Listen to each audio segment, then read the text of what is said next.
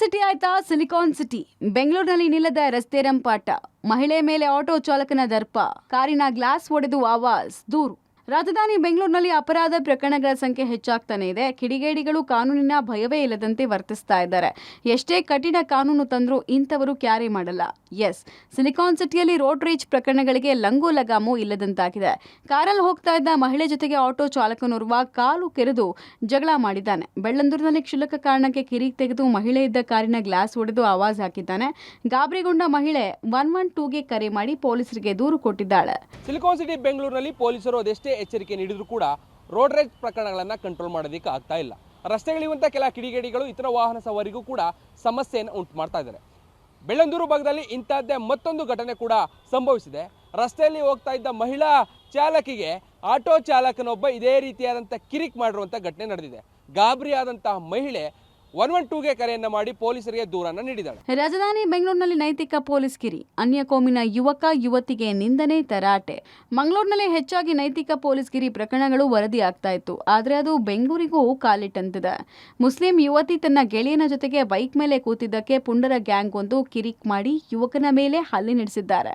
ಕಾಲೇಜಿಗೆ ಹೋಗೋದ್ ಬಿಟ್ಟು ಇಲ್ಲಿ ಕೂತಿದ್ಯಾ, ನಿಮ್ಮಪ್ಪ ಅಮ್ಮನ ನಂಬರ್ ಕೊಡು, ಮುಸ್ಲಿಂ ಆಗಿ ಈ ರೀತಿ ಮಾಡ್ತಿದ್ಯಾ, ಇದೇನ ನಿಮ್ಮ ಮನೆಯಲ್ಲಿ ಹೇಳ್ಕೊಟ್ಟಿದ್ದು ಅಂತ ಪುಂಡರು ಕಿರಿಕ್ ಮಾಡಿದ್ದಾರೆ.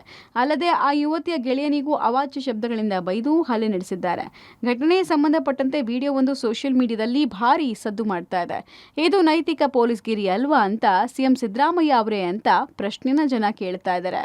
ಮಂಗಳೂರಿನಲ್ಲಿ ಹೆಚ್ಚಾಗಿ ನೈತಿಕ ಪೊಲೀಸ್ಗಿರಿ ಪ್ರಕರಣಗಳು ಕಂಡು ಬರ್ತಾ ಇದ್ವು. ಆದರೆ ಈಗ ಬೆಂಗಳೂರಿನಲ್ಲಿ ಈ ಥರದ ಒಂದು ಪ್ರಕರಣ ಬೆಳಕಿಗೆ ಬಂದಿದೆ. ಅದು ಕೂಡ ಸೋಷಿಯಲ್ ಮೀಡಿಯಾದಲ್ಲಿ ಆ ವಿಡಿಯೋ ಅಪ್ಲೋಡ್ ಆದ ನಂತರ ಒಬ್ಬ ಮುಸ್ಲಿಂ ಯುವತಿ ಬೈಕ್ ಮೇಲೆ ಕೂತಿರ್ತಾಳೆ ಹುಡುಗನ ಜೊತೆಗೆ. ಆ ಸಂದರ್ಭದಲ್ಲಿ ಏಕಾಏಕಿ ಬಂದಂಥ ಮುಸ್ಲಿಂ ಗುಂಪಿನ ಹುಡುಗರು ಏಕಾಏಕಿ ಅವರನ್ನು ತುಚ್ಛವಾಗಿ ಮಾತನಾಡಿ ಅವಾಚ್ಯ ಶಬ್ದಗಳಿಂದ ನಿಂದಿಸುವಂಥ ಕೆಲಸವನ್ನು ಮಾಡ್ತಾರೆ. ಯುವತಿಗೆ ನೀನು ಮುಸ್ಲಿಂ ಆಗಿ ಈ ರೀತಿಯಾಗಿ ಹಿಂದೂ ಯುವಕನ ಜೊತೆ ಮಾತಾಡ್ತಿದ್ಯಲ್ಲ ಅನ್ನೋ ರೀತಿಯಾಗಿ ಬೈಗುಳಗಳನ್ನು ಬೈತಾರೆ.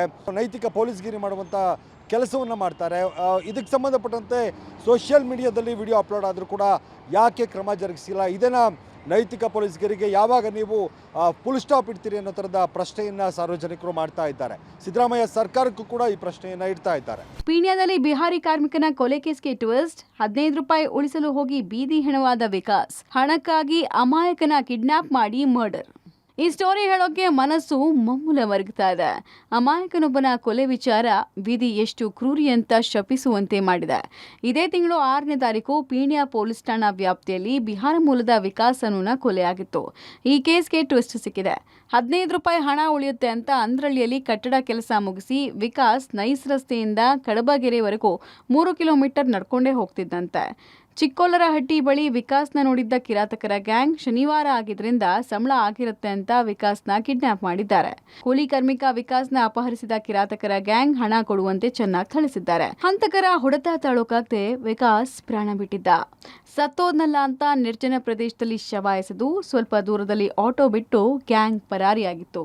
ಇದೀಗ ಜೈಲಲ್ಲಿರುವಂತಹ ರೌಡಿ ಶೀಟರ್ RX ಸೂರಿ ಶಿಷ್ಯರಿಂದ ಕೃತ್ಯ ಎಸಗಿರುವಂತಹ ಶಂಕೆ ವ್ಯಕ್ತಪಡಿಸಿರುವ ಪೊಲೀಸರು ಅಖಿಲೇಶ್, ಕೀರ್ತಿ ಹಾಗೂ ನವೀನ್ ಮೇಲೆ ಗುಮಾನಿ ವ್ಯಕ್ತಪಡಿಸಿ ಅವರ ಬಂಧನಕ್ಕೆ ತಲಾಶ್ ನಡೆಸುತ್ತಿದ್ದಾರೆ.